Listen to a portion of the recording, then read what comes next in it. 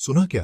Codeine और कोरेक्स का नशा बहुत खतरनाक है। कोडीन और कोरेक्स कॉफ सिरप का इस्तेमाल सिर्फ डॉक्टर के कहने पर ही करना चाहिए, मगर कई लोग इनका नशा करते हैं। ये आपकी सेहत के लिए बहुत नुकसानदेह हो सकता है। कोडीन एक पावरफुल पेनकिलर है जो आपको लगता है टेम्पररी रिलीफ दे रहा है, लेकिन ये आपके लीवर, किडनी और दिमाग को डैमेज कर सकता है। कोरेक्स कॉफ सिरप में भी कोडीन होता है।